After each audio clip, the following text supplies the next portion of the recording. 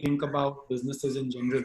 So that was that's the little bit of the background. On the call today, we are going to have, and we already have, um, a lot of our asset owners, our hotel partners from all over the country, from various parts, people who've been with us for a very long time, some who have just about recently joined us, etc. And within that group also, there is a mix of people, folks who own their assets themselves, and others who have leased these assets and then entered into partnership with us on our managed model. So we will have a lot of our asset owners. For our partners, we do a regular series of engagement events every Saturday through these. It's sometimes, a discussion like this. Sometimes it's games that we play online put together with them. So we call that Smiley Saturdays. And incidentally, our 5th year anniversary was falling on a Saturday as well. So we thought, we would combine the two and do this discussion for our partners. And at the same time, we will also have a lot of our employees joining as well. The event is open for our organization as well. So that's the mix of people we are expecting today. Puneet, it might be helpful if you could maybe share a Google Form link or something where people can share their questions. Sure, sir. Or they could also post it on chat and it could come to the panelists. Whichever way, let's find a way to make sure that the audience can also ask questions or share their points of view. On Zoom, chat works fine, Sidharth, and I think just somebody needs to moderate it. That's all. Sure. I'll do that, Sidharth. Cool. So maybe we'll just wait for a few minutes before we start. I see that people are trickling in now. So feel free, guys, to kind of, if you want to grab a quick coffee or something. I'm going to do the same and turn off my mic and video for a bit. And we'll look to start in the next 2-3 minutes. Yeah, that's a good plan, especially with Nikhil drinking his coffee there. I'm going to go get one. We assume that's coffee. We're not sure. Yeah, I thought I'll wait till 1:30 to open that can of beer. Yeah.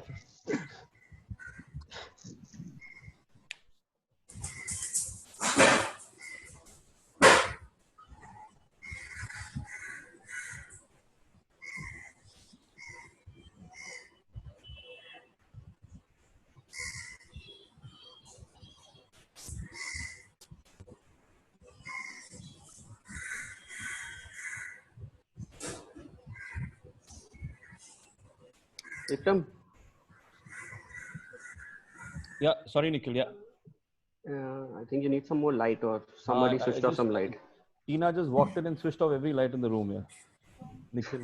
Nikhil says hi to you, Tina.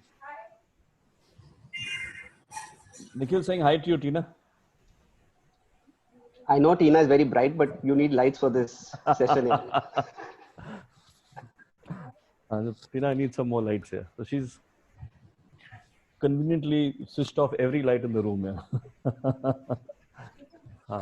Is it better now, Nikhil? Let me hook this up once. Open that one. It's just your face is looking a little dark. Yeah. I mean, it was better like 2-3 minutes ago. Let me figure out something. Yeah. 1 sec. I'll just be back. Yeah, it's better.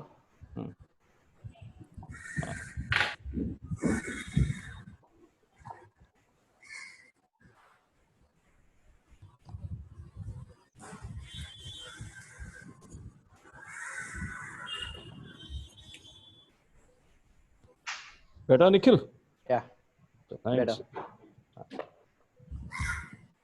So, Prashant, did you stay over on your way to getting to Bangalore? No, Suhail, I left at about 5 a.m. Got past Pune by about 7, and Pune is the big danger on the way because it takes forever to cross that town these days. And I was at the border at Nipani by, I think, about 10:45.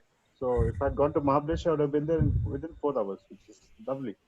And the border took me about 40 minutes. And then if I left the border at say 11:30 or so, I was past Hubli and down to Ankola on the coast by about 3. And from there, it took me about 4 more hours. I had a break of half an hour on the first beach I found. Just walked the sand for a while. My legs are getting, generally early onset osteoarthritis, so I can't sit for too long in one place anymore. So I'm trying to reduce my weight and to use my legs a bit more, as counter intuitive to what people say. And walking is helping a lot. So I took a small walk and then I reached the border of Mangalore district at about 7, but then they held me up for almost 45 minutes there. It was a big argument. Really? They consider people from Bombay as human time bombs. You have to be very clear in your. I used the SOP from the government. Fortunately, my wife was scolding me for printing so many papers before leaving.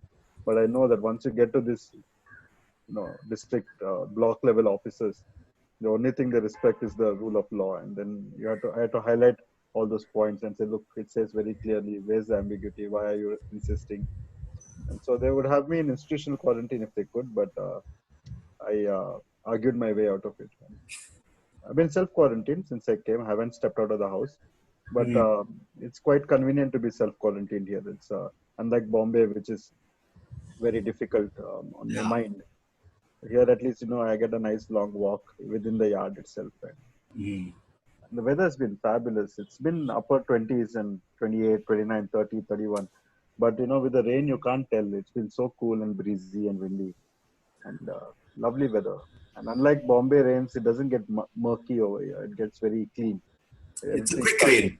It's a quick rain and it's a hard rain, and then everything shines after that. Okay, I think we can probably get started now. A lot of people have joined us, and some more might keep coming in. But in the interest of time, I think we should get started. So, warm welcome everyone to all our panelists and our participants, people who have joined us for this discussion. We are gonna, we've budgeted for about 90 minutes of time for this session, and we will have ample opportunity to take questions from our audience as well. Puneet, you will need to help us with moderating those and sharing those with us. So, good afternoon, everyone. It's a great day for us, and very excited to be in August company today as we turn 5 as a company. It was 20th June 2015 when the first Treebo property went live, and it's been a fun ride. There's been a lot of learning along the way, and I was just before many of you joined, I was sharing with our panelists that somewhere along the way we took this conscious call that we are going to use our anniversaries as occasions for us to reflect, engage, and discuss with like-minded people, with people who we can learn from, rather than just do a plain simple celebration. And that is really the spirit with which we've gathered here today as well. I've got 4 leaders from the industry and friends of mine from the travel fraternity with us today as panelists. Let me quickly introduce all 4 of them, and then we'll dive straight into the discussion. We've got with us Vikramjit Singh. Vikram is the president of Lemon Tree Hotels. Lemon Tree doesn't need any introduction at all. Vikram has been a long timer with Lemon Tree and has played a key role in building it as a brand, which is really successful, dominant, and loved brand today. And prior to assuming wider responsibilities at Lemon Tree, Vikram used to head sales for them, and now pretty much looks after all aspects of business. Vikram, welcome, and thank you for joining us. Thank you, Sid. Thank you for having me on. Thank you. Our next panelist is Nikhil Sharma. Nikhil is the area director for Eurasia for Wyndham. Wyndham Hotels, again, the largest hotel chain in the world. Correct me if I'm wrong, Nikhil, by the number of hotels and number of rooms. Is that still true? That's true by number of hotels, yes. Number of hotels, okay, excellent. And Nikhil, prior to joining Wyndham, was the chief operating officer at Ginger Hotels. Welcome, Nikhil, and look forward to hearing from you. Thank you, Sidharth.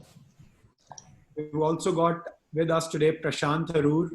Prashant, I can safely say, is one of the most bright, active, and vibrant people in the travel fraternity. I have the good fortune of being part of a travel community, a travel WhatsApp group where Prashant is also there, and I can safely say that he is playing an instrumental role in keeping the industry connected and alive, and has always got very deep insights on the business. Prashant is the founder and CEO of Intellistay Hotels, which runs the popular Mango Hotels brand. And they also have hotels in the upmarket segment by the name of Aroor. Prashant is also, is not originally from hotel management background and has yet built a phenomenal business, and therefore, is an inspiration for us. Welcome, Prashant. Thank you, Sid, and congratulations on 5 years, and congratulations to all the owners who've been with you on this journey. Thanks, Prashant. And finally, we've got with us Suhail Kannampilly. Suhail is the CEO of Concept Hospitality, which runs the popular hotel brand, the Fern. Suhail, in fact, and his father before him have built a fantastic business. I can safely say that the Fern is probably the most understated brand in the industry. It's a hugely successful business, and they've got some gorgeous properties all over the country across segments. Suhail, welcome, and look forward to hearing from you. Thank you, Sidharth, and again, congratulations on the 5 years to you and your team. Thank you. Great. So I'm going to get us started, guys, by asking you a very simple question. And by the way, I should tell you that even though the topic for this panel discussion was, fighting the pandemic, and I won't be surprised if all of you have already been in like 20 different panel discussions talking about the same topic. And indeed, it is important, and I would love to hear from you. And I'm sure our hotel partners who have joined would love to hear your ideas as well.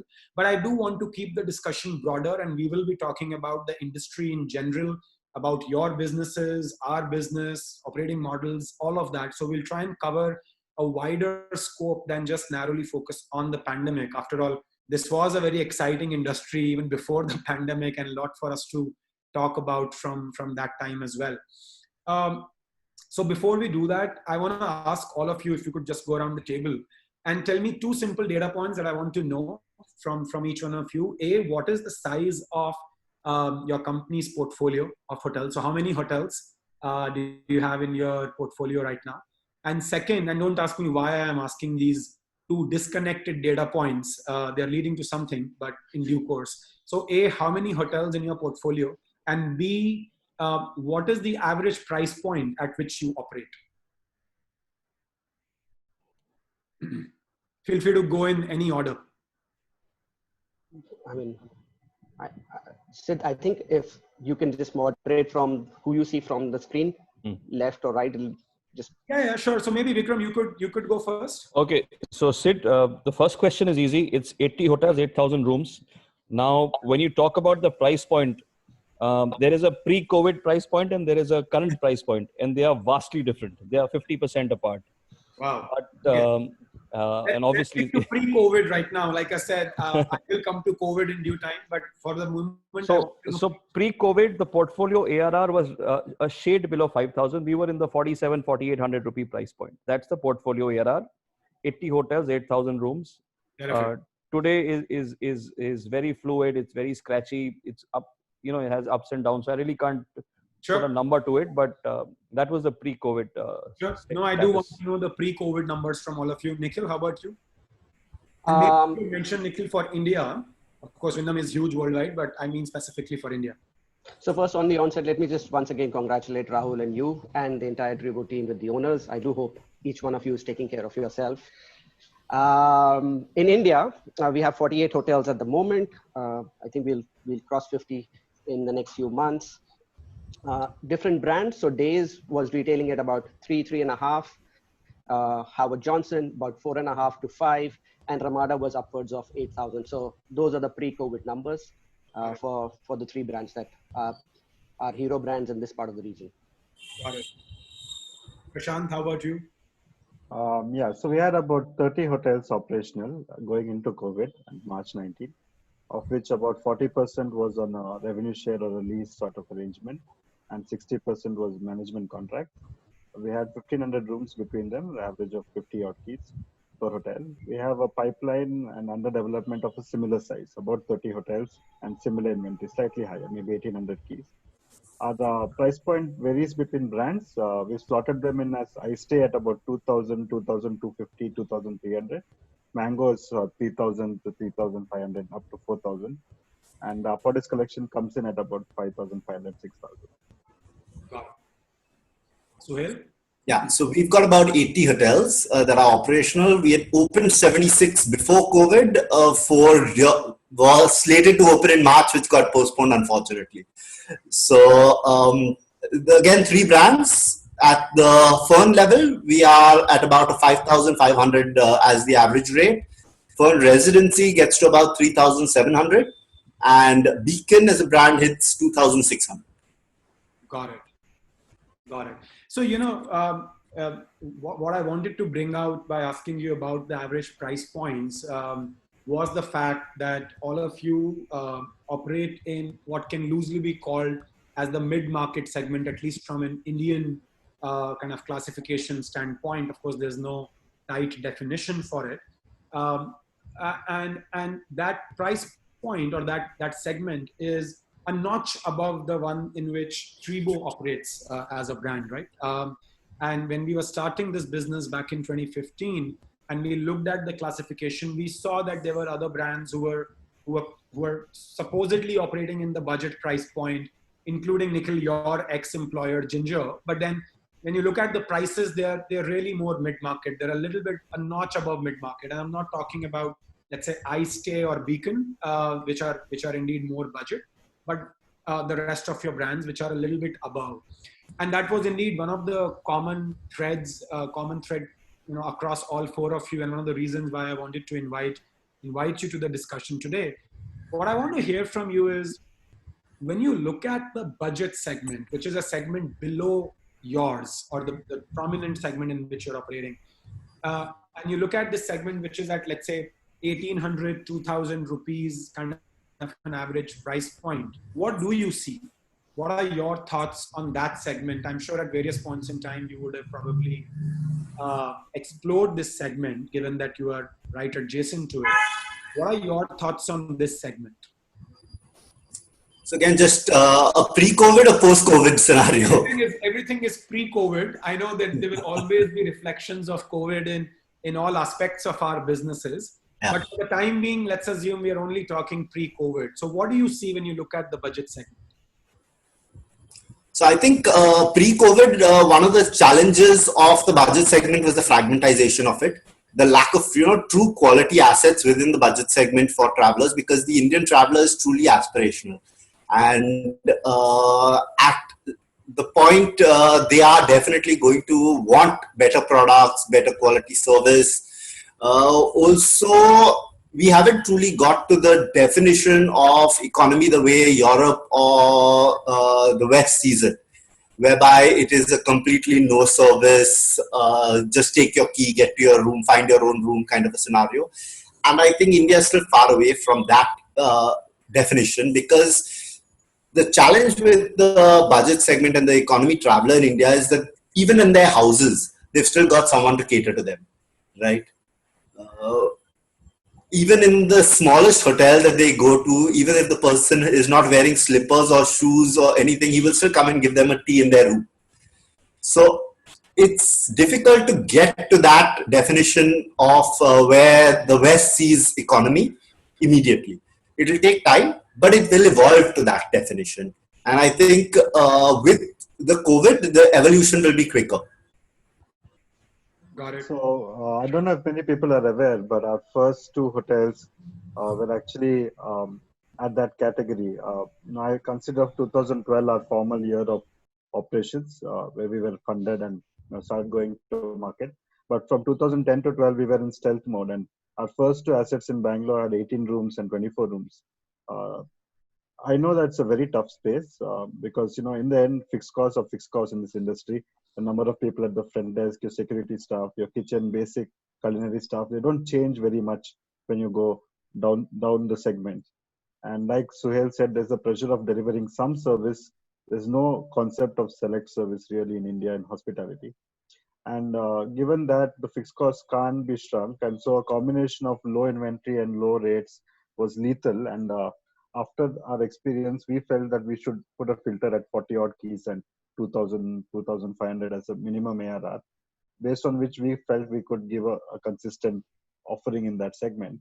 And so we knew that it could be done, but we thought it would take an insane amount of money and an insane amount of scale, so that you spread out your corporate central organization to a very, very large inventory.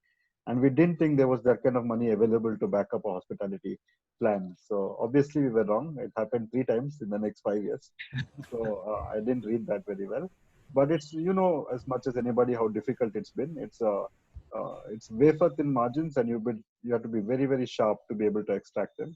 And I don't think there's a danger of trying to do too much. It's important to remember the difference between a 5-star restaurant and a McDonald's. And you must know that the McDonald's stand for efficiency and consistency more than anything else.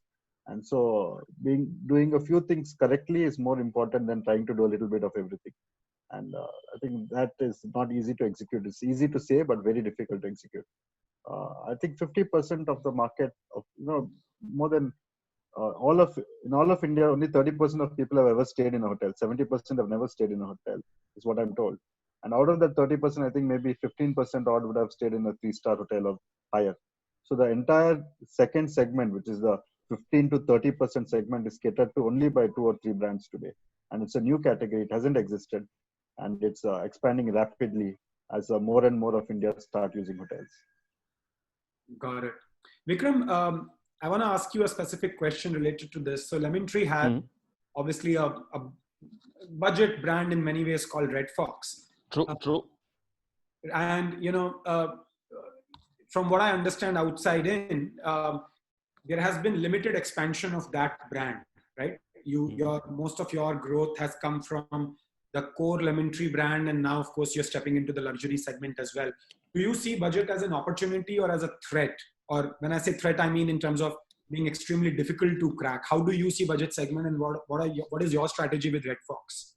So let me add to what Suhail actually brought up, and then Prashant spoke, and then I'll request Nikhil to barge in because he's the one who ran the brand for a long time.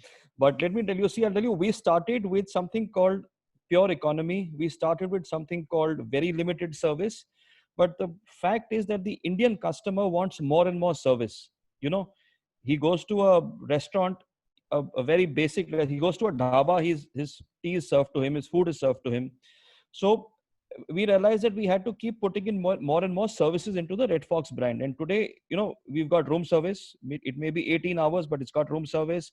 It's got daily housekeeping. It's got, we've got some amenities in the room. Some are on call.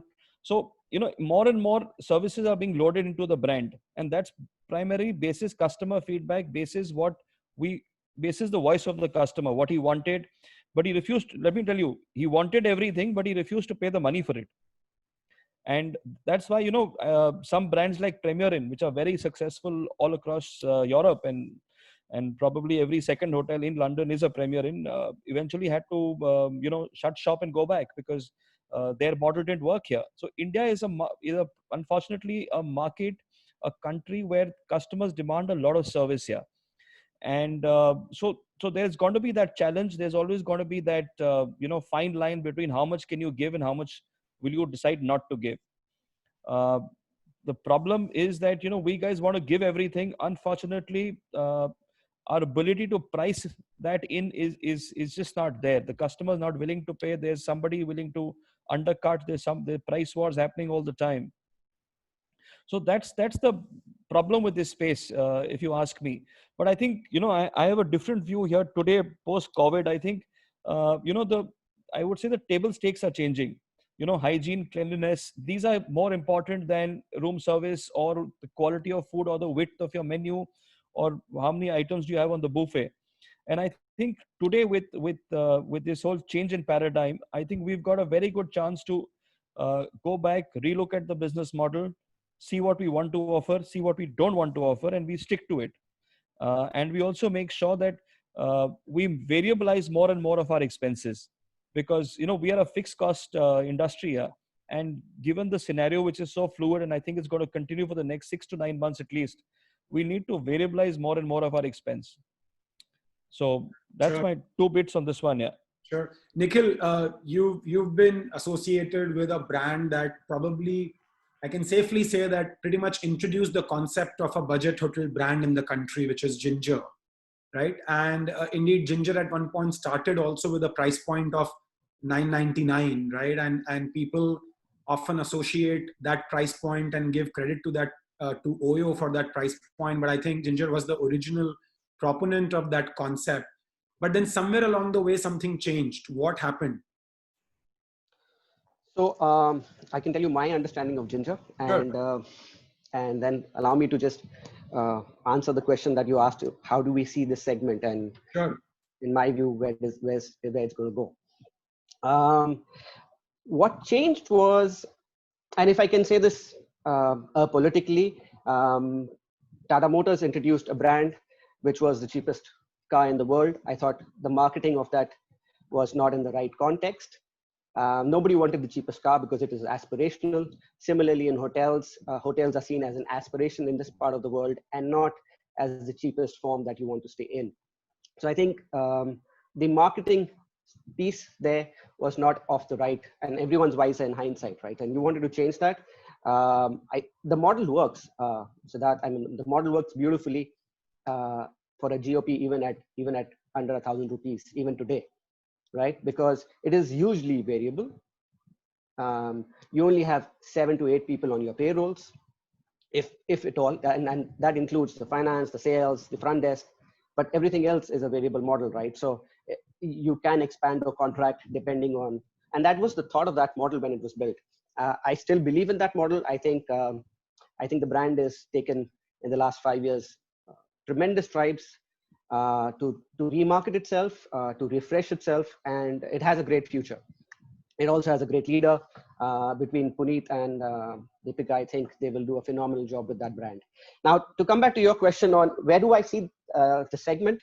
So internationally, and let me just take the West example of Wyndham, 6,300 hotels, mostly economy to mid-market with between Days, Howard Johnson, La Quinta. And in the last 3 months in US, 96% of that portfolio of the 6,000 hotels were actually open, right? So that's the first piece. If you are to look at, and if you look at the trends that we have about 1,300 odd hotels in China, about 50 odd hotels in South Korea, but the inventory is like 14,000 rooms. I wouldn't say they're green shoots. I would say they're more than green shoots, where you have occupancy is already picking up of 50, 60, 70%. So if I was to look at Treebo from that perspective, I think between Rahul, you, the team, a lot of guest system. Looks like we lost Nikhil. Or even the small things. Did I lose myself? Okay, we lost you for a few seconds, but please go ahead. Yeah. Okay. I was actually coming back to what Treebo is doing, and I think the construct that you guys have got going, in a sustainable manner, is the central guest delight system that you guys have created. I think that works beautifully. I think the area operations manager works beautifully, and I have studied the Treebo model, and please correct me if I end up saying something which is not appropriate. And the third piece, which I think you guys do fantastically well, is the guest delight for long stayers.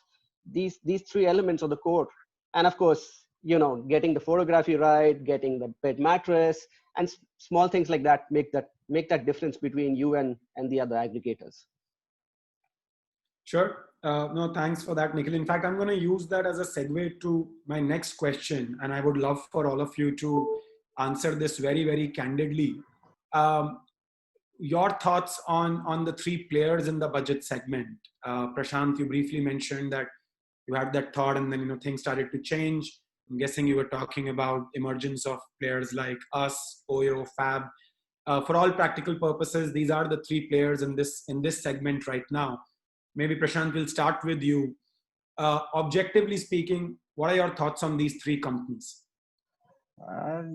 you know, And you I don't have like to be kind just because it's our birthday, okay? I like to keep my corrections intact in the industry, and I do know all the founders of all the three companies.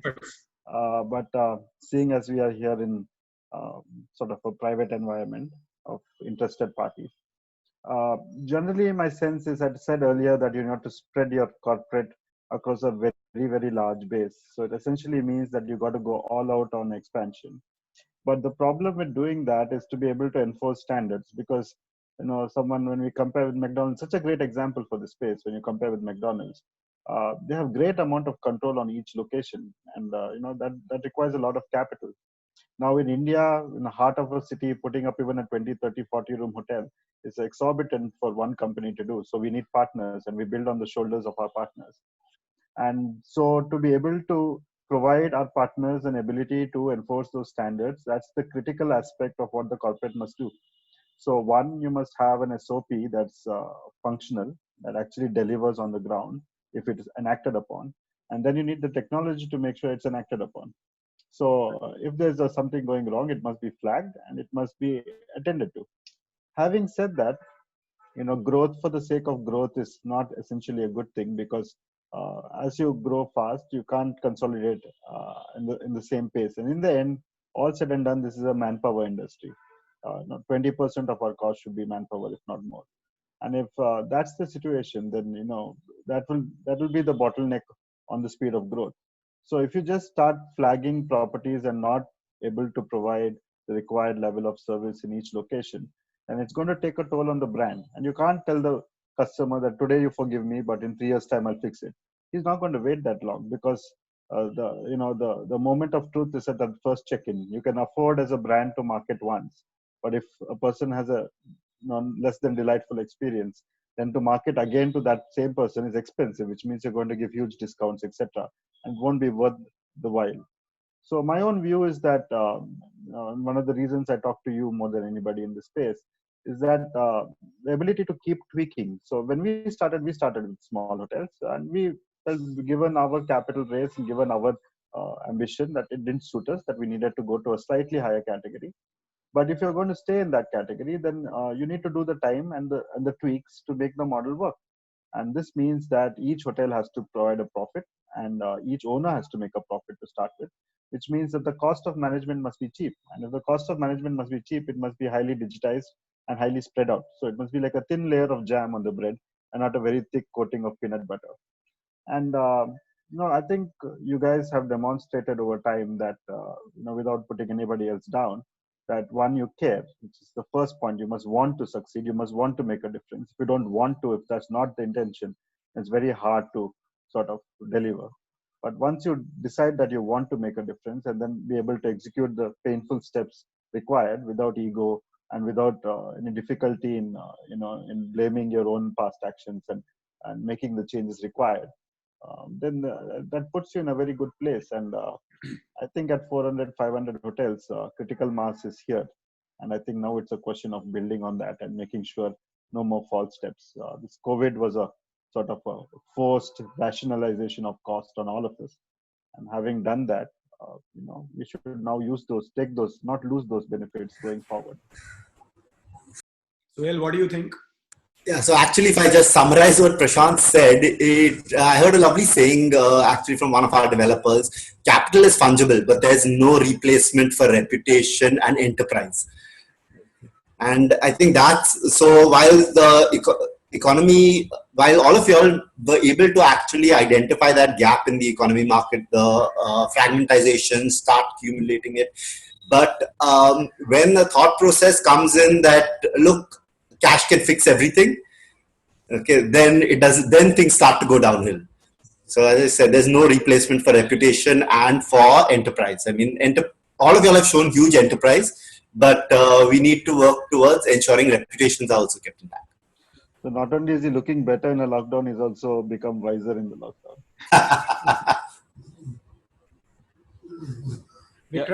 Yes, Sid, I was about to add. See, I'll tell you, this pandemic is a great leveler. It's, I think, brought a lot of you on a slightly more level playing field, if you ask me. And at this point in time, I think it is going to be survival of the fittest. But let me also tell you one more thing. See, at this, I mean, the guy who understands the pain points of their owners the most and addresses it is actually going to not only win this fight or win this, but also get more and more acquisitions in this space, because more and more people will want to be under that flag. So you've got to understand what are the 2-3 key pain points. I think one is, and which you guys, of course, is the pain of distribution. I think at this point in time, everybody is looking for some basic revenue to come in to keep the the operations going, just to pay off your expenses. The other thing is how well can you assist them with the new hygiene standards, with the new which is now becoming the norm, the sanitation norms post COVID. So there are 3-4 pain points I feel, and I feel the guy who can address it the best at this point in time will come out winning. It's not going to be the capital, it's not going to be the cash, it's not going to be anything else. It's about addressing the pain points and striking a victory there. Sure. I'm gonna kind of keep us moving. I think it's some interesting feedback that all of you have shared, and rightly so, without taking names. But I think we know what you're pointing towards. I want to talk about, Vikram, since you mentioned the point on owners, and indeed for us, owners have been, after our end customers, owners have been the most important stakeholder. We've always had the saying at Treebo: guests first, partners second, trees third. And this principle kind of defines every decision we take, how we run our business on a day-to-day basis. So taking a cue from there are various models in hospitality on how you engage with the asset and with the asset owner. I want to spend a little bit of time on that, right? And all of you actually have in your respective companies right now somewhat different operating models that you are indexed on. I want to hear from you how you guys think of management contracts versus leasing. In some cases, I think Vikram, for example, Lemon Tree, I know, owns some of its properties itself. So on this, let's say, spectrum of owned, leased, managed, and franchised, which are probably the 4 broad operating models in hospitality, I want to hear from all 4 of you your quick thoughts on which model do you think works best and why. And maybe Nikhil, you could start us off. Okay, as an organization, we are 96% franchise, right? All models work, firstly. It's not one is better than the other. It's just what route an organization wishes to take. That said, I can bring up some figures of some international chains and how much are they franchised, just as an example of what's really happening the world over. So allow me to pull that statistics up. I think Marriott is 71% franchised world over. IHG is somewhere in the high 80s, and so are the others. So are we seeing franchise as the next wave globally? I would say so, but it's a different beast. It's a different animal. Your protocols, your processes need to be very, very different and very geared up. And I think, let me just come back to Treebo again. And I think what you guys are doing in terms of engagement with your owners, and I know this because I happen to speak to one of them. So a friend, not, and we're not poaching him. So that's fine. That's bring the caveat up. So no, I mean, it's good to see the engagement Treebo has on 2 levels. So the SOPs that you have developed for COVID and the way you've launched it in a structured fashion. So kudos to Team Treebo there. And I think the central procurement team and getting stuff to last mile to single owners at a more economical rate. And I don't know if you've started doing that for PPE kits, but I know that that is one of the back-end services that you guys do provide.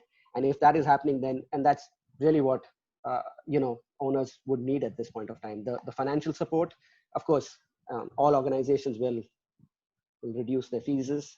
That goes without saying. But what matters is communication with the team, a structured approach on the current times, and how do we move ahead. And of course, making sure procurement of these items happen to them at an economical rate. So I'm gonna thanks Nikhil for that. So Wyndham indeed is largely a franchise chain. I'm gonna put, let's say, Prashant and Suhail on one side and Vikram on the other side of a debate on specifically two models, because you guys seem to have made very different choices. So from what I understand, Prashant, you guys do a lot of management contracts. So do you, Suhail. Your primary model is management contracts. And I know for a fact that at Lemon Tree, Vikram, you guys prefer leasing much more. I mean, you own a lot of your assets, but where you don't, you prefer doing long leases as opposed to management contracts. So if you guys could chip in one by one on what do you like about the model that you choose, and why is it that you don't go with leasing in your case, Suhail, and with management contracts in your case, Vikram? So let me start that one out. So I'll tell you, the long-term philosophy of Lemon Tree is to go asset light. Mm-hmm. Now the question is, you would ask me, why did we build a portfolio? Why did we build, we own, between the own and the lease portfolio, we have about 5,000 rooms. So the thought process there was that to go asset light, you've got to go asset heavy. We were very clear that, for Lemon Tree to be an established brand, for owners to be giving us their hotels to us and to build it and to design it as per our specs, we needed to create proof of concept. Which is exactly why we first chose the route of going asset heavy. If you see in the first till 2010-11, every single hotel was built ground up. It wasn't even an acquisition; it was built ground up, built to the Lemon Tree ratios, built to the Lemon Tree specs. We had to prove to we had to prove that our ratios work. They give you the desired GOPs. They give you the best cost structure. And they also, and we also have the ability to drive revenue and top line. So we started with a very asset-heavy portfolio. Along the line, we also did some opportunistic leasing. Like for example, Sector 29 in Gurgaon. It's a no-brainer. It's one of the deepest micro markets. Gurgaon is a deep market, and Sector 29 is probably the best location to have a hotel in Gurgaon. Similarly, so we did a few leases along the way, which were more opportunistic. The long-term philosophy is to go asset light, but for people to have faith in your model, in your business, I think we had to first build the brand, and to build the brand, we had to be asset heavy. But as you know, we have going forward, we will see more management contracts from Lemon Tree. Absolutely, going forward, we will be more and more asset light. That's why the new joint venture called Carnation Hotels. They today have 30 operating hotels. They've signed another 30, which are under various stages of development. So the forward growth is going to be asset light. Now that the brand is built, now that people know us, people know Lemon Tree, and the brands that we have, going forward, the way is asset light for sure. Suhail, why haven't you done leasing? Okay, before we get to exactly why we haven't done leasing, I'll give you a little background of Concept Hospitality. So Concept Hospitality was set up in 1996 with the intention of being a professionally run company set up by professionals to be able to operate hotels. So we didn't even have our own brand till 2009. That's a good 12 years, 13 years later. We were operating hotels. You put your name on it, we will operate it for you. Our importance came in terms of setting up the system, setting up the operations, ensuring efficiencies built into the hotel, ensuring all your sales setups are done in place properly. So we believe in, if a hotel is well run, irrespective of the brand, it will start doing well. We brought in a brand because we felt then the need to improve the sales funnel. Okay, and that comes in with the strength of a brand. To improve that sales funnel, to bring in the business through that. Now, personally, I like all the models. I think effectively, if we could own assets, if we had enough capital to own assets, we would do that. If we had enough capital to look at leasing, we would do that. We set off with a zero capital company. Effectively, was set up without any capital infusion into the company. Just a bunch of professionals getting together to set up and run hotels well. And that took off well. So we've only done management. We don't do any franchise. We've not done any leasing. With all the 80 hotels, purely management contracts. Going forward, that may change. We may look at ownership of assets based on the capital situation in the company. But leasing per se is the highest risk as far as I'm concerned. for the reason that you don't own the asset, so you don't have the asset security. And second is that you've got all the operational risk of the property as well. Okay, management has the lowest risk, but reputation risk involved. So, which is why we stayed away from the leasing model. Sure. Prashant, your thoughts, leasing versus management? Yeah, so it's again, it's a very long subject. I can speak about this for a few hours, but I think in the end, it depends on what sort of capital you have available, and one, and number two, the nature of the capital also. Now, asset ownership is a safe business. It's a low risk, low reward sort of. It's meant mostly to protect wealth and to have underlying security for the investment. And the kind of money that pursues higher returns can't do asset model, and the kind of money that has low tolerance for risk can't do a asset light model. For me, it was more a story than a strategy. It was when I started engineering, 99. I started putting an SIP aside for myself. And by the time I finished an MBA, there was about 5-6 lakhs left in that account. And so I took that money that I had and I started this company. And so my first hotel was managed because I didn't even have the money to lease a property. And my experience was that when you are not a name that's worth throwing around, and people have low respect for the standards that you intend to put up. And so convincing a completely unrelated asset owner that these standards are important and that need to be done and think long term is not always a luxury for that owner. They have to live by the day. So for them, if your brand takes a hit, so be it. But I will survive today. And so I realized that we were not going to build a brand on management to start with. I didn't have the foresight to do a clandestine sort of under the radar management, which is a good idea. What I just heard Suhail say is a very good idea, to build a ability in stealth mode and then launch a brand when you have size. But who has the patience at 25, right? And so we just leased the assets so that we could do what we want with them, so that we had exercise control. But also what it allowed us to do, it allowed us to hire a huge amount of people at corporate, which, despite the owners in this group might think that you take away too much fees from them. The fact is that money, it needs a lot of hotels to start putting out money before you can create a central organization that can be fed by that money and that can break even on that money. So they need the service, but they don't have the size to pay for the service. So if in order to put that service up, you have to lease some assets where you can take the risk on your own, where you get a P&L instead of a fee. It can be 2 times or 2.5 times of what a fee income would be. And suddenly, so we have a corporate today of 70 odd people, costs about 10 crores a year, which we couldn't have done with managing 30 hotels. We can only do it because we lease 12 or 13 of them and we manage the rest of them. But as we go along, we find there are types of owners as well. There's a regional bias. I find that owners in some states like Rajasthan, in the Delhi category, and in Andhra Pradesh, typically landlord type of territories, they prefer leases. They prefer to give away the business to an expert, and they don't want to make the maximum money. They want to make some money. They want to make predictable amount of money. And if these markets are good, it's worth taking the risk for us as well. But when we go down south to the Bangalore zone and to Hyderabad specifically, Telangana, and some other territories, we find that people are more entrepreneurial. They want to be a part of the business. It's their primary business. It's not a secondary asset that they have. Their identity is a hotelier. In that case, they want to be able to call the shots. They have the ability to take the risk, and therefore they want the reward as well.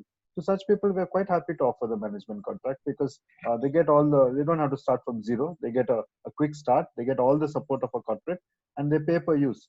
So it's cheaper for them as well. So we like both. We like the revenue share model because it gives us an insanely sized. Our balance sheet was almost 50 crores on March 19, which is for a 30 asset light model with 30 hotels is quite a heavy balance sheet, and so that comes because of the strong revenue share portfolio. But going forward, I think we will continue with that model where we'll be more careful of fixed guarantees, but overall we continue the revenue share model and the management model going forward, depending on what the owners want also as much, and where we feel there's faith. When we have to put a revenue share, we'll make sure that we understand that market perfectly. Otherwise, sometimes owners don't even want to know if it's a good market or not. They want to build that hotel. Your question is asked of you is, do you want to help me or do you not want to help me? If we believe we can make a difference, then we'll get involved. Got it. just staying on the topic of not models per se, but many of you spoke about, the owners and what they like and the different types of owners. I think it is fair to say that at some level or the other, all four of you would probably end up competing on the ground at least once in a while for some assets, right? I don't know if that has already happened, but I can very well imagine it happening, given the fair amount of overlaps in the price point and the type of assets you go after, etc. When that has happened, or if that were to happen, what do you think is the thing that works for you as far as owners are concerned? What do you do vis-a-vis the owners, which works for your brand? What are some of the best practices in working with the owners? Any one of you is welcome to speak about it. Easy for me to answer because I get what the other three people don't want. No, I'm kidding. but I think our USP has been the cost per key to get it up. So we follow a conversion first strategy. So we make it very easy for people to convert their assets, and so the decision making cycle is shorter and the risk is lower. And I think that's the primary focus. And fortunately, in the revenue share space, there's not much competition. Nikhil will never do it. Suhail doesn't like it, but might start doing it. And Vikram, for him, it's a small part of his portfolio. So for us, with the focus area, it's sort of, although we all compete, sort of, we go like that when it comes to development. There are so many gaps and niches that they rarely, I would say on 10% of deals, I would see an offer from Vikram or from Suhail on the table. So for you, you're saying for Intellistay, the one big proposition is that your requirements for upfront kind of expenditure on the property and making it look exactly the same as the previous one is not that steep, and you're more comfortable with conversions. Yes, by definition, we are not product specific, so we don't need everything to look exactly the same. Sure. We are built more on an independent hotel, sort of each one having its own character basis. It's a part of backward work into our strategy. But also, conversion basis, one of the biggest departments we have is an in-house studio, which takes care of the entire process. Owners can't be bothered with identifying contractors and finding vendors. We handle that whole process. As long as they cut the check, we'll get that done for them. So it's a big part of our service. Suhail, what is your kind of success mantra in working with owners? Most domestic chains are relatively similar in terms of the way we've set up. We have a strong regional sales office that provides business to hotels. We do a lot of contracting. We ensure the sales funnel is strong. We have strong operational background. But where we differentiate is on our environmentally sensitive practices. And that's something that we've been known for right from 1996 when we set up the Orchid as well for Kamath Hotels. So I think that is the core where we'll be able to drive a higher bottom line at the end of the day because of strong environmental practices. And that's where we do. Those environmental practices contribute substantially to cost reduction at a hotel? Yes, we've monitored and measured it. In certain examples, it reduces almost 3% of the costs. Okay. But a lot of it depends on at what stage you've taken the hotel. So if you take the hotel at a pre-MEP stage, or say a cold shell stage also, it's easier then to put in the MEP that is required to ensure that the electricity consumption is at the lowest. Like just to give you an example, our hotel in Mumbai, we do energy cost of under 6%. Okay, so it ensures that the profitability of the hotel is well excess of 50%. Got it. So lower cost through these environmental friendly practices is your kind of arrowhead. Absolutely. Vikram, from purely an interpersonal standpoint, I'm sure you end up spending a bunch of your time in talking to existing and new owners for Lemon Tree. What are some of the things that work and what does not in terms of just managing that relationship? Yeah. So Sid, let me quote unquote what some owners tell us. So some management contracts that we have and we've interacted with those owners, a lot of them tell us that, the reason why we've chosen you over anybody else is because you guys own assets yourself. You guys understand the pain of the owners because you're hotel owners yourself. And like I said, we own about 5,000 out of the 8,000 rooms that we have in our portfolio. So I think that somewhere gives a sense of comfort to a lot of owners. This is what a lot of them have told me. I think the second thing is that because we are listed and our performance is pretty much out in the public domain, so they see our performance, they see what our numbers are, what our top line is, what the cost structure is. So in many ways, seeing is believing, and I think they like what they see. Thirdly, a lot of our management contracts have come through referrals of guys whose existing hotels we own and we run and we manage. So I think by and large, this is what's got us the management product portfolio that we have today. Got it. So a lot of credibility from being a co-owner yourself, and of course transparency in terms of your own performance numbers. Nikhil, Yeah. Wyndham is known to have some of the most visionary practices when it comes to interacting and engaging with the owners. Tell us about a few of those. So, Sidharth, let me just put a funnel on the question that you just said. And because we have 20 brands and at different price points, and would we want to grow the Days brand in this sub-region? Yes. But our hero brand is clearly Ramada. And because owners want, let me just say, return on ego more than return on investment. And that's a fact, whether we would like to admit it or not, but that is what happens here. Coming to Wyndham, I think all our processes are built around owners, and we all like to believe that. But we are pretty agile when it comes to communication, when it comes to building teams. So, for example, Suhail spoke of a national sales network, and I can tell you, all international brands today present in this country actually have a national sales network. Marriott, the Hilton, the Hyatt. Pre-COVID, I know Hilton had 60 national sales team members, and this is over and above the global sales team that they had in this country. And this is at the corporate level and not at the unit level. So the numbers from that perspective is not a differentiator. So if I was to look at the filters, one, is the owner looking at an international brand? Tick. Is he looking at managed versus franchise, and would he prefer to be a franchise? Tick. The question is, will I do a managed hotel in this region? I can, but I don't want to. Because I feel the efficiency and the agility and the support structures that we have built in franchise are as good as managed, because at the end of the day, the owner is footing the bill for everyone that you have in that asset, right? So let it be on his roles, let him be at his context. And of course, while we say franchise, we're really a manchise operations in this part of the world. Anywhere from GCC to Southeast Asia, it's more manchise, because that is the nature of most owners. I mean, and I see most, let me just say, Fab and you guys do similar, right? I mean, you've for example, signed greenfield operations, and you've got into interior decoration of assets and taken it from there. So that's the advantage that each brand brings along.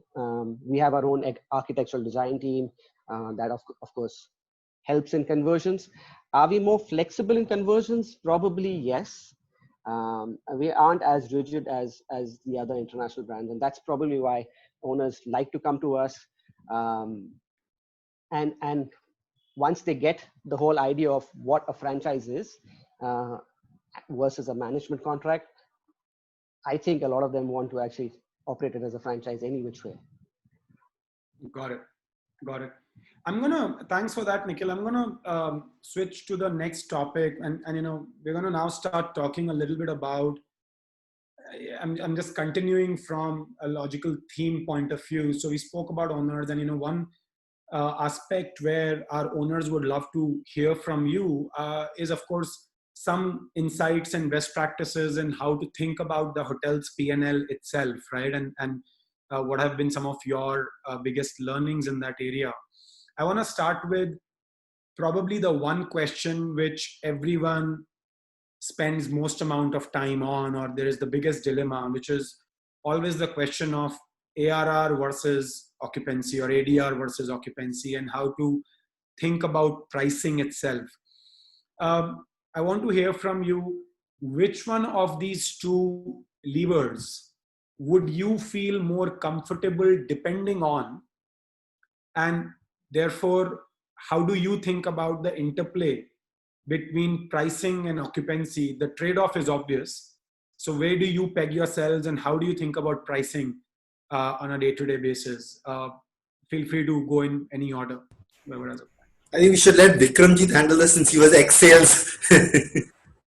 Sure, Vikram, your insights. So there actually the lever is never. I mean, it's never price, or it's never ARR or occupancy. It's RevPAR, if you ask me here. And honestly, the way I mean, I've looked at sales, I've looked at revenue, is always RevPAR. To give you a classic example, say you operate a market like Gurgaon, very corporate heavy. Monday to Thursday, you don't get rooms for the love of money. Friday, Saturday, Sunday, you're empty. My lever on a Monday to Thursday is pure ARR. I will do category selling. I will do, revenue management. I will make sure my bar rates are the highest. Friday, Saturday, Sunday, it's the reverse. I will look at LOS. I will look at business, which is 7 days or more. I will look at staycations, because that's very popular in Gurgaon. I would look at, and I would play the price game there. I'm happy competing with a segment below mine also, and take away some of their business on a Friday to Sunday. So I think the oldest trick in the book is been RevPAR, and it has to be played by day of week, by seasonality, by peaks and troughs of demand, and so that's been the play through and through, if you ask me. It can't be one size fits all. To what extent would you be particular about kind of fixing the price floors? I mean, I should tell you one of the things that our owners are always kind of upset with us about is pricing, right? Very candidly speaking, because in our kind of commercial model, the way we work with the owners, we manage sales and marketing, we manage the entire distribution, and therefore we manage pricing as well. And there are always debates around how low should you go or not, and irrespective of what the occupancy levels are, should you breach some floors or not? What is your thinking around, and others are welcome to chip in as well, on how would you think about being rigid about a few price levels? See, honestly, looking at the full fluidity and in the environment today and even in the past, I think one can't be rigid about pricing. If you ask me to put a number, I think the beta could be as high as 50% between the peak and the trough. Theoretically, anything above your expenses is profit. But like I said, it requires a lot of, I would say, involvement in the pricing. I don't think there is a right price, or there is a threshold that you can stick on. It is driven by what competition is doing. It's driven by demand and supply. So, and the beta could be as high as 50%, like I said. Yeah. So I don't think we should be very rigid about it. That's my 2 bits on this one. One could never be rigid about pricing, as long as above your your cost here. There's one aspect where Vikram chuckled, and that's actually a very, very most important part of what he said.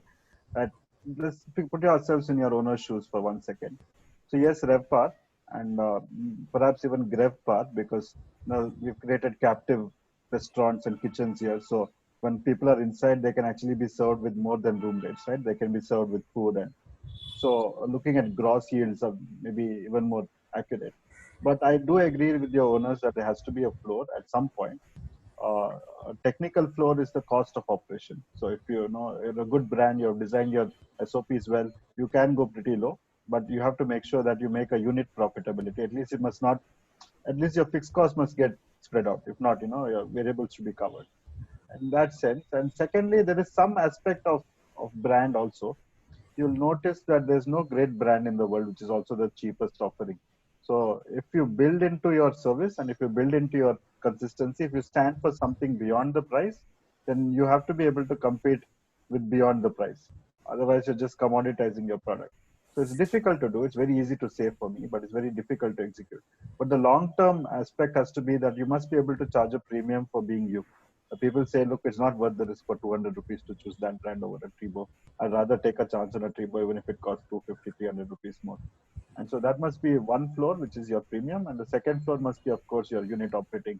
So you can't say better to have a room occupied than empty if it's going at such a cheap rate that it costs money to serve that room and you're not able to recover that cost. You're actually losing more money. So to that extent, 2 cents from your owner's side. Yeah. You're welcome, all of you. let's Sorry, Siddharth, just to add to what these two have said, now just on the pricing, I think more important than a floor is consistency in pricing to different markets. What happens as a mistake is that your public pricing often drops lower than what your individual contracted pricing to companies are. And that is where, it should be kept in. Would you always, Suhail, at all points in time, will you ensure that your B2C prices, particularly your online prices, are higher than your corporate prices? For peak days. So effectively, you have to ensure that when a corporate goes online, that's primarily, as Vikram said, Monday to Friday is when the corporate is going to travel. He shouldn't be seeing a lower rate online than what he sees in his contracted letter. He loses trust in you. If it's a weekend, by all means, let your rates drop, get the business in. Even if the corporate sees it on a weekend, which is very unlikely, but if he sees it on a weekend, give it to him. Give him the benefit of the rate. Sure. I'm going to squeeze in here one question that we got, which is on a related topic of P&L, but more on the cost side, and that too specifically on the manpower cost side. What are some of the best practices you've seen there? There's always this temptation to obviously get the cheapest resource in, particularly in our segment. You're even not going to hire from, skill institutes. You're mostly hiring unskilled people and trying to skill them into the role. What are some of the best practices you have seen in terms of managing this productivity versus cost trade-off as far as staff is concerned? Vikram, would love to maybe hear from you, because I know Lemon Tree uses some very interesting practices with staffing. So I'll tell you, there are a couple of things that we do here. Firstly, of course, is our initiative of employing people with disability. Yeah. So that's one structure. See, the other thing that, and can I tell you, we've learned it now the harder way. And COVID has taught us, and I want to share this experience with you. So we did this massive manpower exercise, when COVID started, our hotels had to shut down, lockdown was declared. So we bucketed hotels as per inventory, irrespective of brand. So a Red Fox and a Lemon Tree Premier, if the inventory is the same, could be in the same bucket. So we bucketed hotels as per inventory, irrespective of brand, and we dissected the manning as function wise. And you will not believe it, the kind of learnings which came up were immense. I think when you are successful, when you're doing occupancies, and as a group, we've always done about 80% occupancy, we realized that we built in a lot of flab. We realized that, some functions, some roles, some descriptions, some people were just not necessary. And I think because the hotels were doing well, they were doing great EBITDAs and they were doing great occupancies, we kept building that in. So I'll tell you what we did, and I'll tell you the broad exercise. We bucketed hotels as per inventory. We dissected the manning function wise, and we said, look, is this important? Is this not? Does the customer care for this or does he not? Can I give him A, B, C, or can I get away with giving him A and B? And this exercise actually told us that, our staffing, which was actually 0.95 for the group, today can operate at 0.75 for the group. Of course, the ratios will differ brand wise, but that's the kind of flab, or that's the kind of opportunity which we have in the system today. And we started working on it. So my two bits would be experience with respect to, indeed, Lemon Tree rightly has got a lot of credit for employing people with disabilities, and it's obviously a great social endeavor, but it's also making a lot of business sense for you. Talk to us a little bit about what that experience has been like. See, this was something which is very close to Pathu's heart, and let me tell you, Pathu till today drives this. Every month, the number of disabled people who are hired, the report goes to him directly. Every single person in this category, if he leaves the company, his exit interview goes to Pathu. So like I said, it's very close to his heart. He's driving it himself. So there are two benefits to it. Firstly, of course, these people stay longer. These people don't switch jobs easily. These people are very good at certain jobs, which don't require, I would say, too much of intelligence.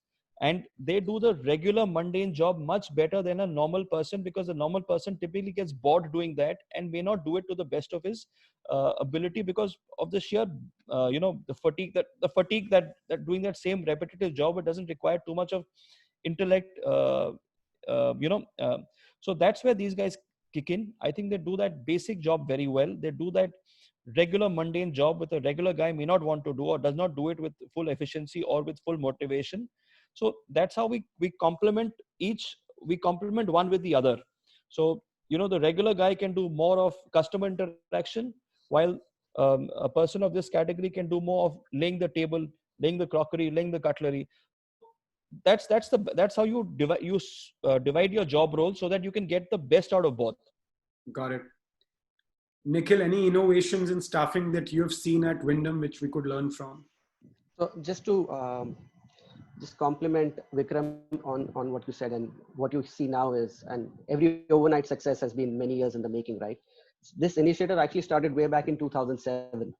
So it's you're only hearing about it in the last few years, but it's an extremely old initiative, and it did take time to foster, and there were many roadblocks, and I think between Vikram and Aradhana, it'll be a good session for you to schedule in one of your Smiley Saturdays, just from a learning perspective, because there are lots of learnings there in the last 12, 13 years.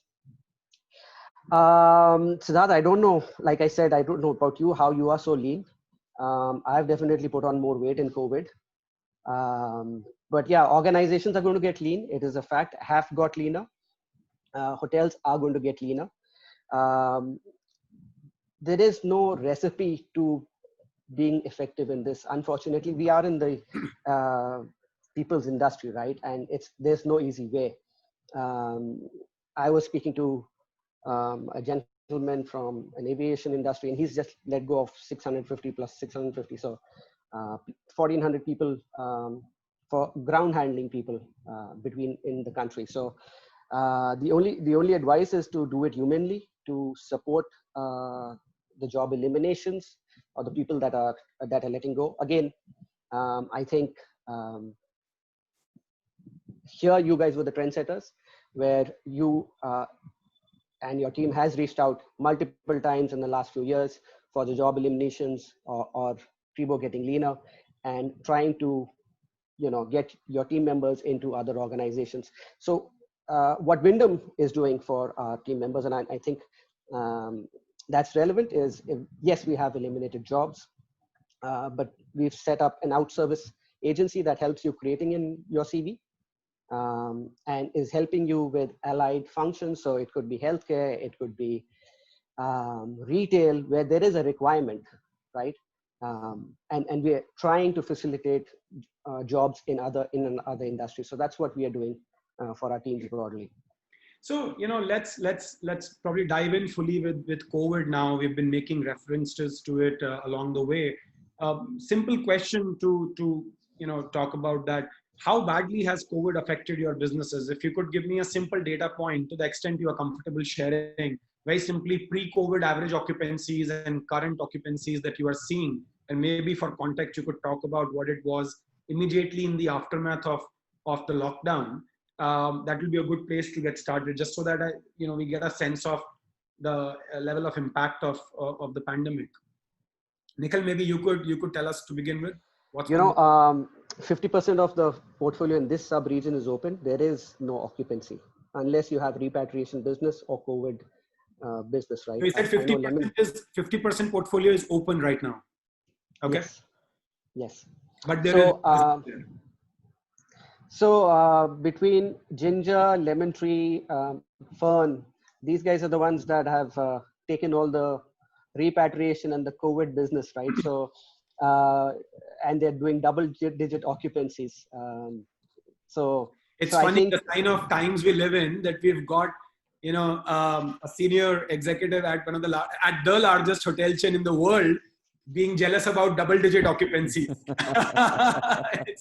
Reality, you times. reality, right? You do compliment. What about you, Prashant? What has been the extent of impact? It's been most sobering sometimes. I think about it a lot, and it's hard to come to any useful conclusions. But it happened at the most odd time. We had set ourselves up for success. From 2017, we were looking at rapid expansion. Each of those years, we were in the top 5 of the formal industry in terms of new openings. punching way above our weight, given our flexibility and our leanness and meanness. And we had a record year in 2019. It was the year that we wanted, the year that our P&L would turn positive, and that we would now be only a question of better execution, of just keeping, the corporate was not growing much. The hotels were growing, doubling in the 12 months to follow. I just told a lot of my owners whose hotels are under construction to go slow on the project. Who was considering borrowing at this stage, I told him to avoid borrowing for another 6 months.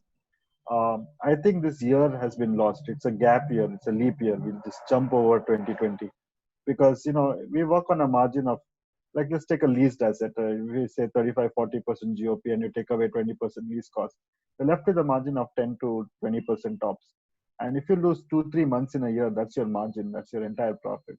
So, given that situation, I feel that it's almost like, something that's rolling down the hill and comes to a complete stop. It's not going to resume rolling at the same pace anytime soon. It needs time to build up that inertia. So I think this year has to be a consolidation year for everybody. Time to go back into our basic building blocks, our thumb rules, question everything. We were already at a 0.7, 0.8 sort of manpower ratio. There wasn't much to let go of at each hotel level. But what we're looking at seriously is doing a more gig kind of setup where people can do odd jobs for the hotel when required and not be around when it's not required. Because everybody else also needs an opportunity. There's not that many opportunities around. So any opportunity is a good opportunity for people who don't have an option right now. And we're also looking at, cutting down on the food and beverage side, which is a very large fixed team, and using some of those skills in greater hygiene and using the hotel to interact more with the local community in terms of working from hotel or converting our restaurants into whatever third-party requirement like dedicated working spaces for companies nearby. And they like that because they don't have the setup to maintain hygiene in the office. They have to do social distancing. So they can move out some of the people into a hotel nearby for a safe environment with ready catering and ready service levels. Think about it. Hotels have same service levels as any co-working space. It's just that we haven't bothered to cater to that.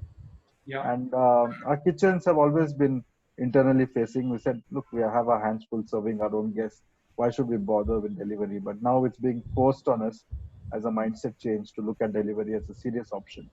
And we've created the kind of relationships with all the major delivery players to meet their hygiene standards. We got third party to sign off on our hygiene protocols. We have a Deloitte audited process that's under discussion. And we're expanding it beyond its original condition to meet all the government's requirements. So we do one audit process and don't have to do multiple.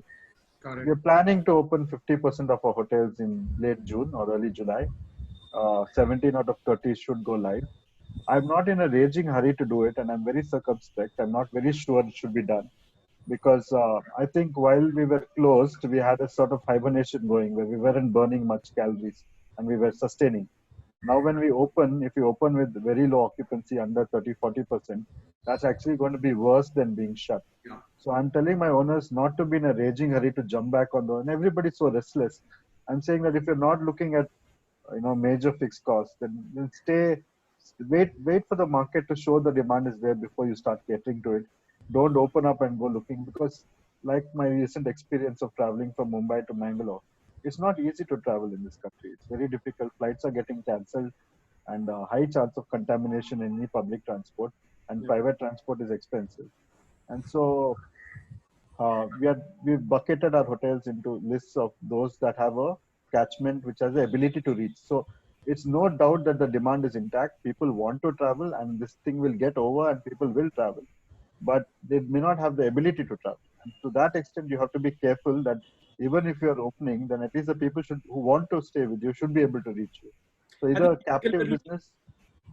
Sorry, Prashant, I'm cutting you, but just on that point, particularly there is this struggle that naturally people will experience in their minds. And Suhail, you're welcome to come in on this as well, which is that as you get ready for reopening, there is no certainty around the sustainability of reopening. You might reopen for a few days, a month or so, and either business may not pick up or there might be another lockdown imposed by the government, which means you'll need to shut down all over again. But what makes that decision even harder is the fact that there are a bunch of these protocols that you will now need to follow as you reopen, and those protocols will require investment. So you mentioned, Prashant, that you've put in place this process which is now certified and you're being very particular about it. How do you think about that dilemma of, on the one hand, you're recovering from a situation which has been pretty bad in terms of business, and therefore it has taken a toll on your resources, right? Versus the need to now all of a sudden invest even further in getting ready for the post-COVID world. I'm sure you and Suhail would be having a lot of discussions with your owners around this time, because eventually they are footing the bill. How are you thinking about this trade-off? So for us, I differ a little bit from Prashant, where I feel that hotels should open given the opportunity. Immediately after COVID, we were cut down to 7 hotels that were operational, because only hotels that had, stranded passengers in it or anything could stay open. On June 8th, we've opened now 36 hotels.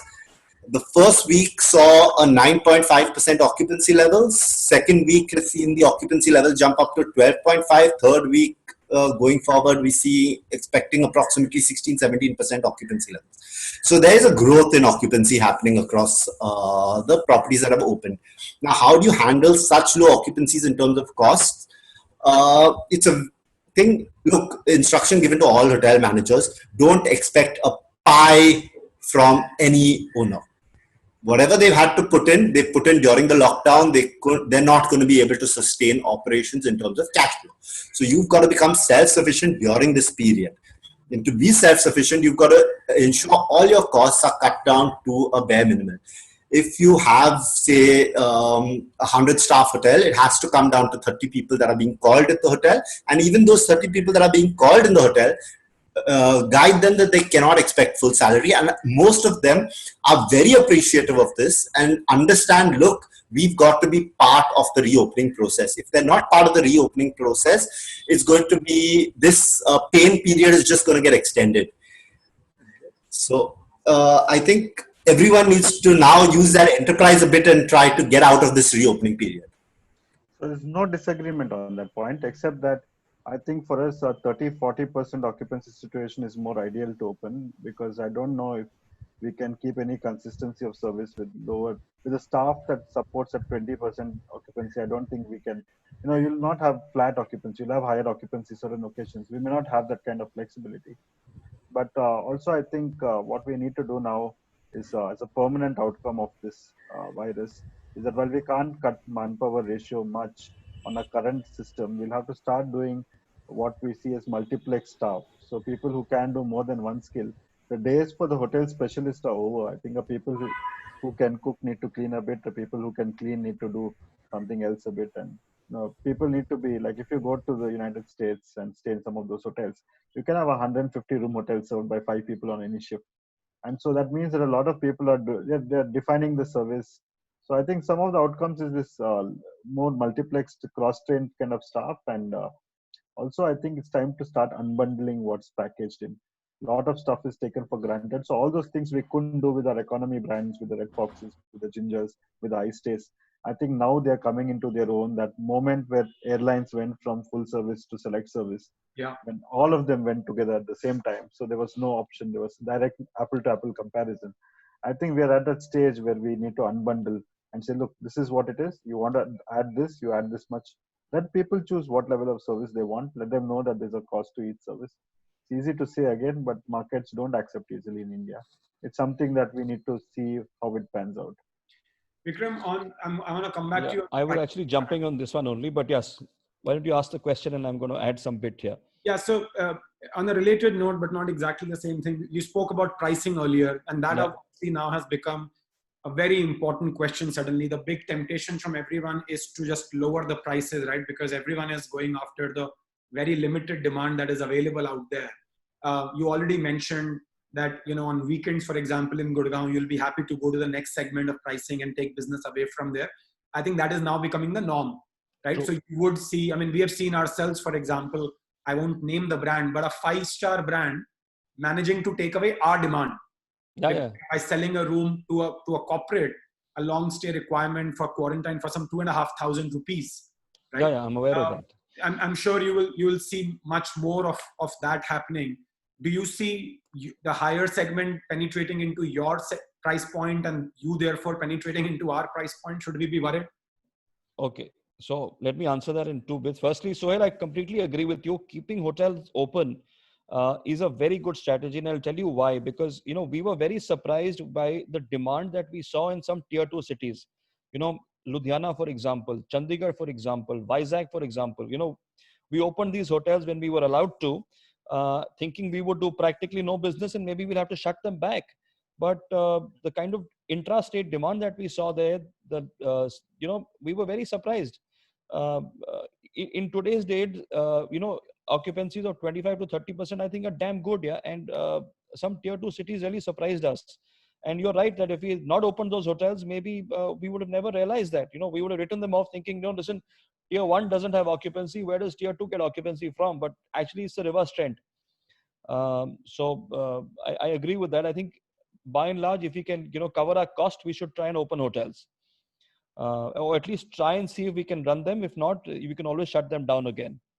But to answer your question, Sid, on different guys trying to poach your business and therefore you trying to poach business which traditionally never belonged to you, it's going to happen. But let me break it up into two parts here. There is business today which is ad hoc in nature. So there is the quarantine business, there's the isolation business, there is the BCP business, which is what the IT companies want. And I think there's going to be a fair amount of bloodbath in that because everybody wants a share of that pie. Yeah. However, what we should be very cognizant of and should not let go of is our corporate pricing. See, right now there is no corporate demand, but I don't think we should go and proactively start reducing corporate rates, start getting into the RFP season, which actually the RFP start coming in August, September, and start quoting ridiculously low rates, start quoting rates which are lower than our current year rates, because I think corporate demand will return sooner or later. But let's not commit harakiri there, because that is going to stay. That is going to be a benchmark. Today, if I drop my corporate rates for a very large MNC by 20, 30, 40%, trust me, it will take me 10 years to go back to today's rate. So we should be very, very cognizant there. Let's not commit harakiri on that one. But in these ad hoc groups, which is operating today, there will be a fair amount of snatching and, there is no, I would say, I wouldn't be surprised if a 5-star is taking your business. I've seen that happen. It'll happen to us. We probably might take some of your business. So it's going to happen across the segment here. Got it. And, you mentioned earlier, Prashant, that you are advising owners not to take on fresh debt at this stage and to go slow on new construction or conversion work. Question for all of you. How are you thinking about supply expansion at this point in time? Would you consider this as an opportunity to go out there and add more supply, or would you rather go slow there and consolidate business on whatever existing supply is there? Feel free to come in, any one of you. Okay, Sid, I'll take that one. So, what I've heard is, and I firmly believe in, is that a crisis should never be wasted. And, to give you an example of the stock market, if somebody bought shares on the 22nd or 23rd of March, when the lockdown was declared, he would have today doubled his money. Today, a lot of assets, and I feel more will be available when the moratorium ends, are available at below replacement cost. If there is access to money, if one can raise some capital, there can never be a better time to acquire assets. Like I said, there's a big if. You need to raise the capital, you need to have access to those resources, but the pain will only deepen, and it'll come out once the moratorium ends. Because right now a lot of it is shoved under the carpet because there's a moratorium. You don't need to pay the banks.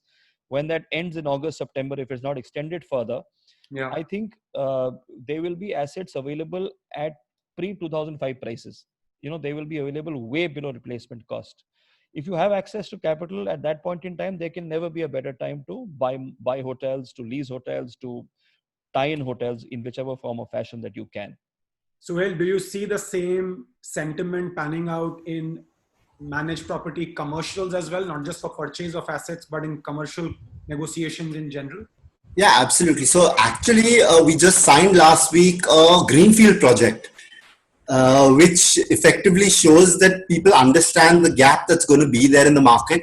Supply, as Vikram said, is going to contract at least in the short term, which means as soon as the demand bounces back, we're going to see a significant gap between the demand and supply, and we're going to almost, in my prediction, in 3 years from now, hit 2007 levels, which is really high occupancies, high ARRs, and anyone who uses this opportunity to increase their portfolio is going to turn around to be the winner.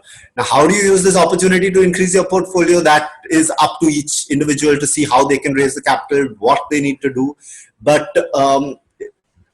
all great, another lovely this thing is all great civilizations have been born out of great depressions, right? You look at the US, you look at Japan, you look at Germany, all of them have really boomed after a depression, and that's where we need to capitalize on this opportunity. You know, one thing that I hear consistently and including from some of you now is that this is going to turn into a big opportunity in the medium to long term, right? And you say that if we stay put somehow for the next 2 years, 3 years, there is a, you know, there's a lot of money, there's a gold mine at the end of this. Travel demand isn't going anywhere, etc. But I do believe that as brand owners or as corporates, we are somewhat guilty of probably seeing it from our point of view. And I can say safely that, you know, all of us would have, let's say, a certain amount of access to capital, a certain ability to kind of, you know, stay throughout this crisis period and yet emerge on the other side alive and well. I want to ask you, how should the owners think about it? A lot of our owners who are on this call right now may not really have the resources to just say, okay, hey, look, I'm going to write off this current year or write off the next 2 years, and then in the third year, I'll make my money. What would be your advice to the owners in this time for who that hotel might be the big source of livelihood? So actually, I had an interesting conversation with bankers on this, and the way they see it is actually similar to what the owner should look at it. If your hotel was doing really well pre-COVID, okay, was able to service debt completely, don't worry. You're going to walk out. You can use the MSME loans if possible. You can utilize refunding from banks if possible, and move out of the crisis. You will do really well 2 years from now. If your hotel had a tough time pre-COVID, okay, not been able to cater to debt, has really had a tough time, today is the only opportunity for you to sell. So both my earlier comments, one regarding timing the opening and the second in terms of taking fresh debt, came from exactly this perspective of your current question. So we can't think like corporates at all times, right? Because we are essentially we're an asset-light entity. I mean, except Vikram, and so we will raise funding through private equity or some venture debt or some other form. Our asset owners have limited options. If they have any current debt already in place, then they have to service that, so they have no option. The decision is taken out of their hands. But anybody who's prior to taking debt, so suppose somebody is building a hotel, they put in their equity so far. The last 60% of the fit out will be usually funded by debt. And if they're about to take debt, such people we've said don't take debt during uncertain times, because you have a certain outgo and you have an uncertain inflow. So if you can delay, and if it doesn't cost you to delay it, then delay it. It's a healthier time to open a hotel than. But those who've already taken debt and were already under construction, we allowed them to speed up and continue because they have no other option. The timer has already started. So I think the timing is key, where you have the option. If you have the option to open at a safer time, you must use that option. If you don't have an option, then you have to open. So it's all a question of looking at your specific situation, where you have is there any gun to your head, or there's no gun to your head, and then you have the luxury of taking that choice. I know we are out of time, but I'm going to just extend by a few minutes more, and I want to cover one important question which is relevant to a lot of our partners. Like I said earlier, many of them are not asset owners, but they are lessees. They have taken properties on lease and then partnered with us. What would you do as a lessee today? All of you almost have some or the other leases. How are you thinking about your leases? I can take that because of our leases. We've taken a non-legal view on this, and so far it's worked. we've told our owners, where we are the lessee, that look, this is the situation in the last 3 months. So we can pay you going forward, but it will have to be a function of where the revenue comes back to. So we put everybody on sort of a formula where until we get back to normal, what used to be the condition of our, we have track record of data, right? We know where we used to achieve every month. We know what our normal is. If we know what the normal is, and if we have to together discover what the new normal is.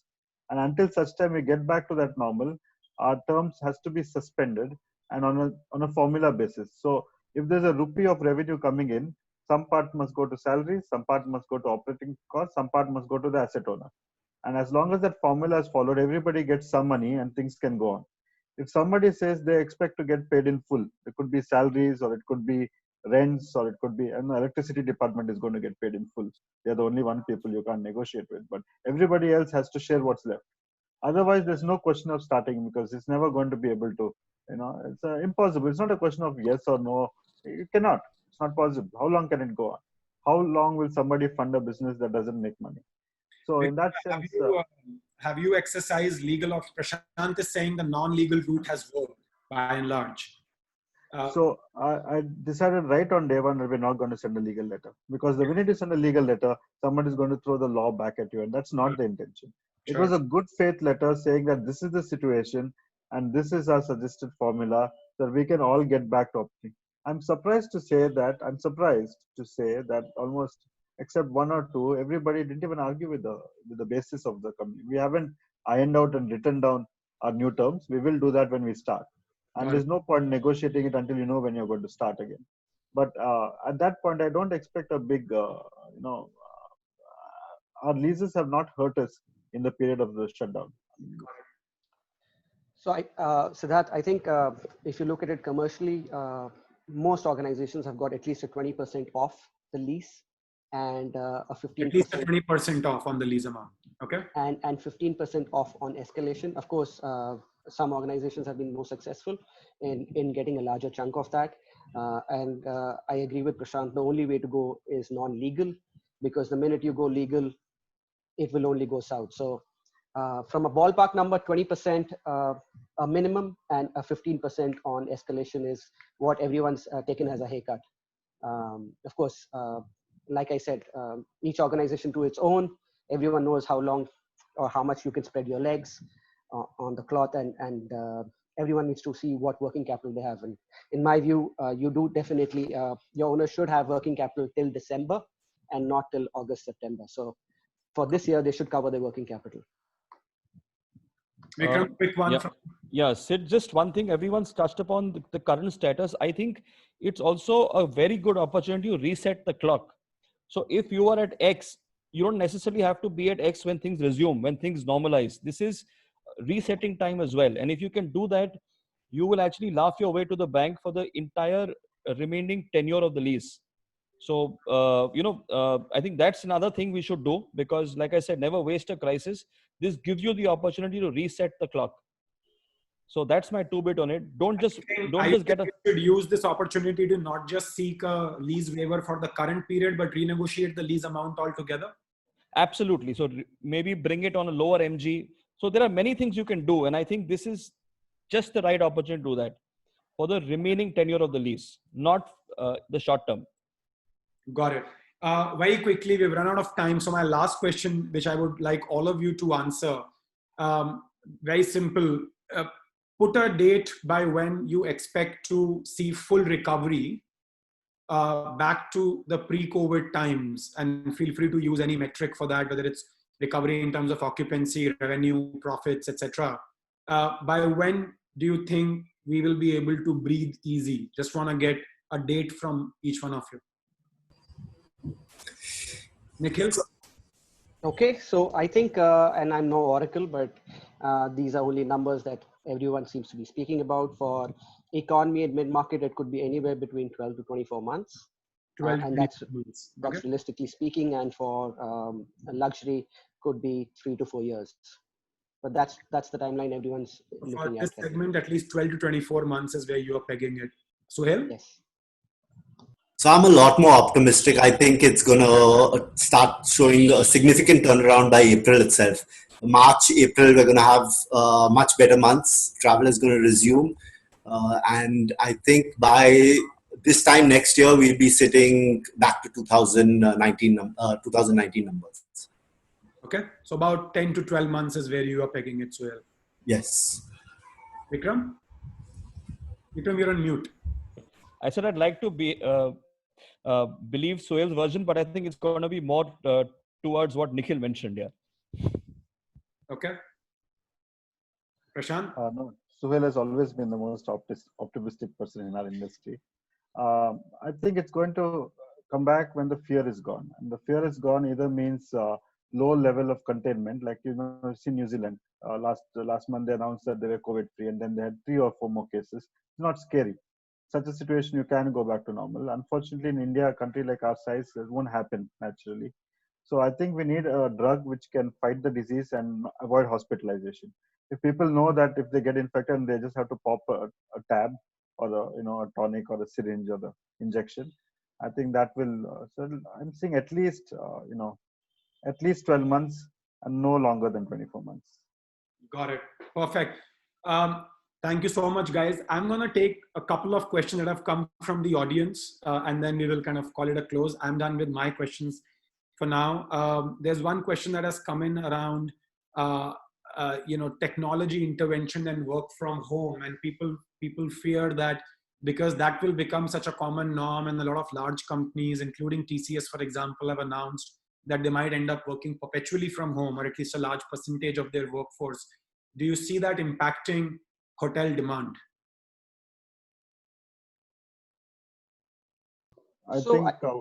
Sorry, go ahead. No, go ahead. Prashant, go ahead. I think the drop in demand, for whatever reason, whether it be work from home or people finding that they didn't need to travel in the first place, will be matching with the shrinkage in supply as well. I think supply will see equal suffering as demand. So I don't think the overall equilibrium between demand and supply will be disturbed too heavily for the next 6 to 12 months. So even if a few companies go off the block and stop using rooms like they used to, I think there's a new demand. Like Vikram correctly said, this new category where IT companies want to take your whole hotel over as a guest house. It's absolutely new category. It never happened before. So for every company that does that, there's one company that's ready to do this.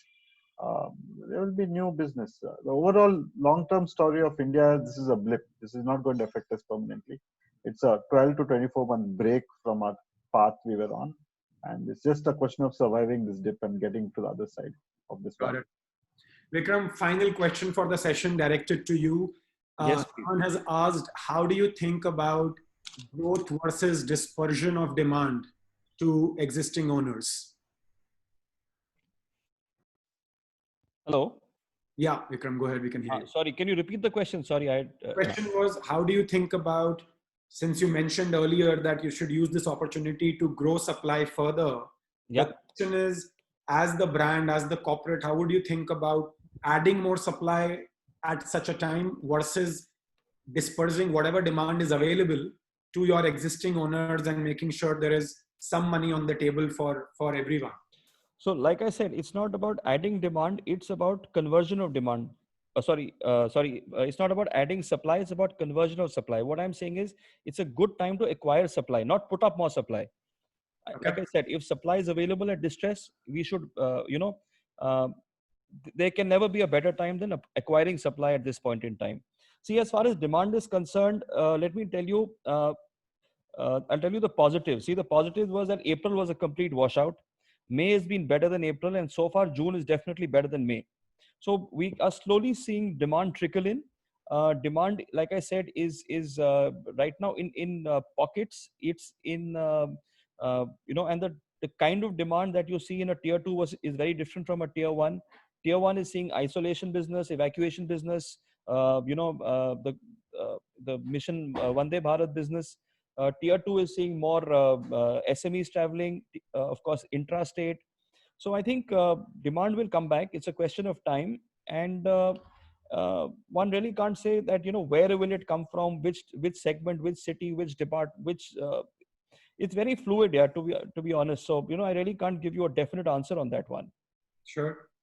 But your point is that the two don't have to conflict, acquiring supply versus distributing demand, both will follow their own independent patterns. Completely. Got it. Gentlemen, thank you so much for your time. We will call it, quits here. We could go on forever. There's a lot to talk about, but I think 15 minutes over time. Thanks a lot for taking out time for this. I'm sure our participants took away some useful insights from the discussion. I personally enjoyed having you here. Thank you to all our audience members, all our asset partners, as well as all the Treebs who joined. Stay safe, everyone, and we will hopefully be able to convene some of these people again on another opportunity to pick up their brains further.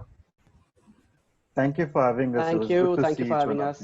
Thank you, and congratulations again on your 5 years. Congratulations. Thanks, everyone. Take care. Bye. And good luck Bye. to all your owners. Thank you, Prashant. Bye-bye.